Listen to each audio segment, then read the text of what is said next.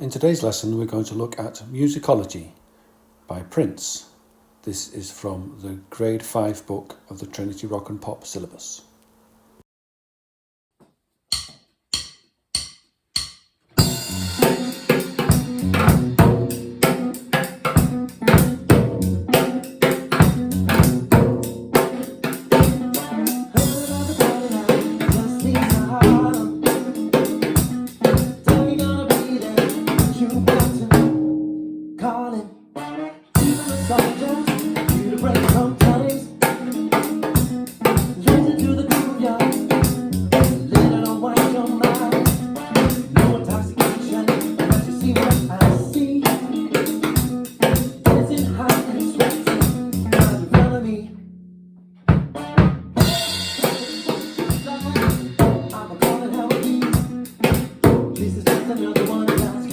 Musicology, got to keep the party moving, like I told ya.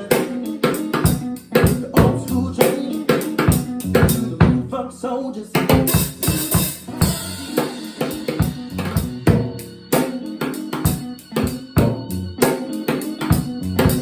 Wait a minute, babe.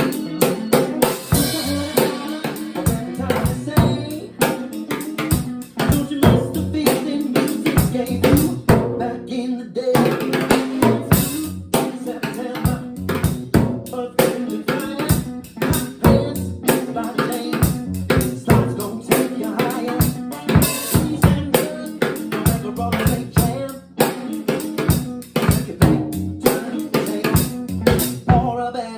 Lord, if it ain't shot to me, I'll have to stay. You know what?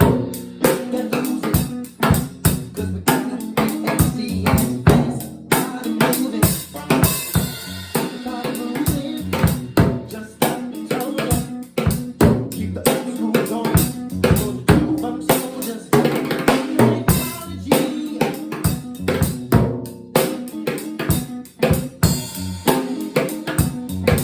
Hold it down, band.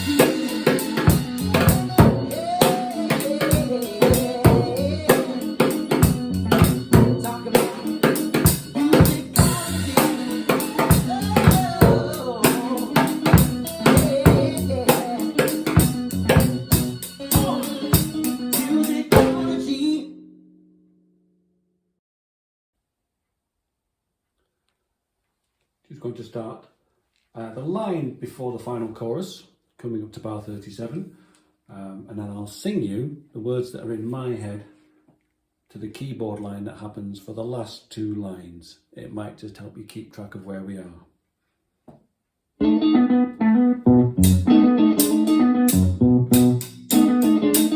Musicology, it's getting near the end.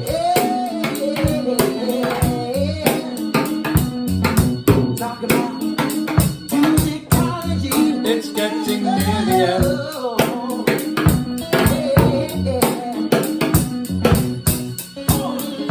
Musicology.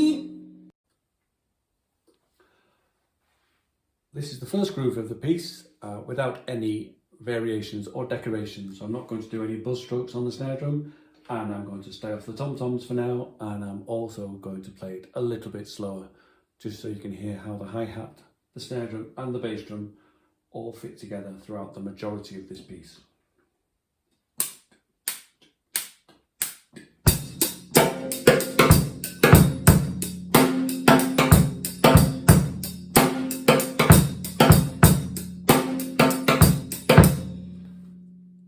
Try it a little bit slower. Just listen out for the swung semiquavers, or the 16th shuffle that they say in the start of this piece. So the semiquavers don't come directly in between. It doesn't go like this.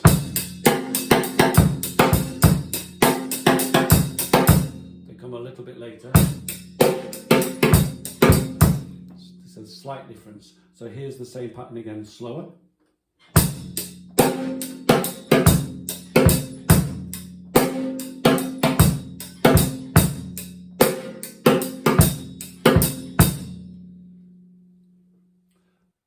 When the tom-tom is added, it's notated in the top space, which would mean this drum here. So strictly speaking, you should always choose the highest tom-tom.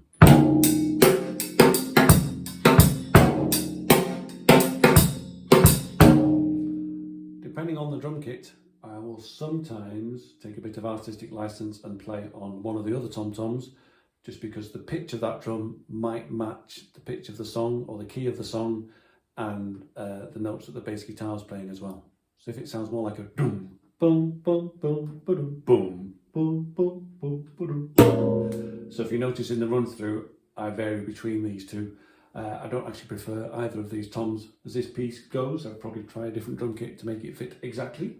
But here's the pattern with the tom-tom in. So this is bar 2 of the whole piece repeated.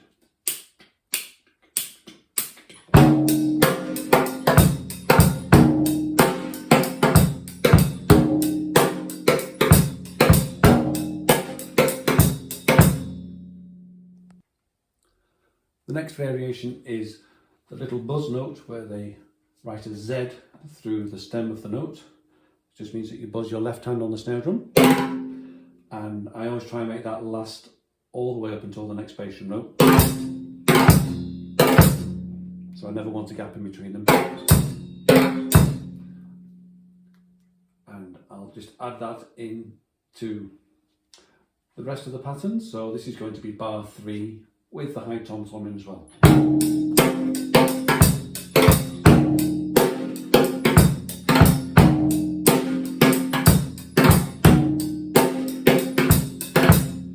you just have to be careful, it doesn't happen all the time, so you just need to look out for that sneaky Z that comes in, and you might want to photocopy your part and use some highlighter pens just to remind you which is which, or just follow the part really closely. At the end of the first line on page 2, it says choke hats a la Purdy. Now, if you haven't heard of Bernard Purdy before now, I certainly recommend that you have a quick Google. If you Google for Purdy and Ghost, you'll come up with a video before long on YouTube of 16th ghost notes. He demonstrates this technique within this. It's only about 5 minutes long. It really is worth a listen and a watch because he's a lot of fun, and that will show you, I think it's about 1 minute and 3 seconds into the video, how he plays his choked hi-hats. So the mention of the drummer Bernard Purdy comes at the top of page 2 when it says choke hats a la Purdy. Hopefully you'll have had a chance to look through to the YouTube link that I've included. And what happens with this is the hi-hat is open at the same time as the bass drum. So it's right foot down, left foot up. But then you need to make sure that you close the hi-hat before the bass drum comes in. So it's a very short open hi-hat sound.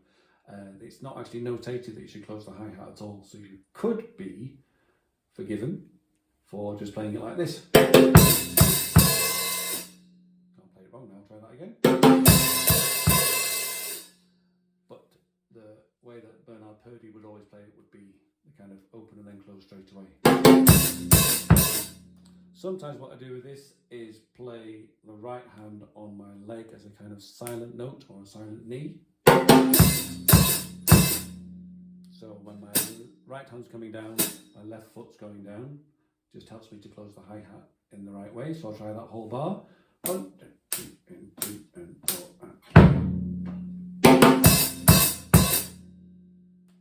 and I prefer the last note to be short as well, even though it's written a little bit longer. So I'll now play, this is just the top line of page 2 from bar 21.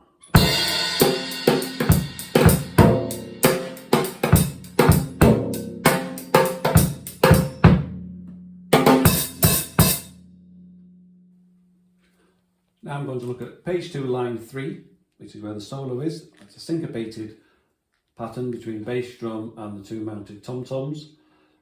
You could learn it by subdividing all of your semiquavers and trying to get everything in exactly the right place by going 1 E and a 2 E and a 3 E and a 4 E and a 1 E and a 2 E and a 3 E and a 4 E and a. But I think that's a little bit cumbersome. Best way to learn it is probably just to listen to it a couple of times on the app or on the original backing track.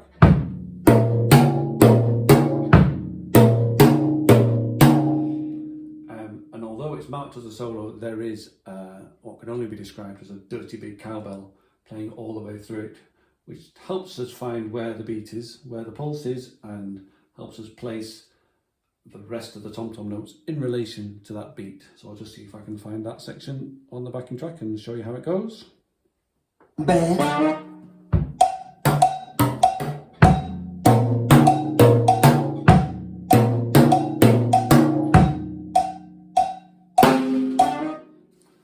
Something like that. And the end of that line, which is on paper the easiest line in the piece, you really need to make sure that final snare drum is played with conviction and in exactly the right place. So in some ways I think it's more important to subdivide that bar than any other one. 2 E and a 3 E and a. Because once that's out of the way, we're back into the groove again. I hope you've enjoyed today's lesson. Don't forget you can listen back to the run through at the start of the lesson and slow that down and pause it and repeat certain sections. I would also encourage you to have a look at and a listen to the original version by Prince. Musicology is the name of the album that you're looking at now, and it's also it's the title track, and it's worth having a listen because it does groove really well. Good luck with your practice, and I'll catch you next time.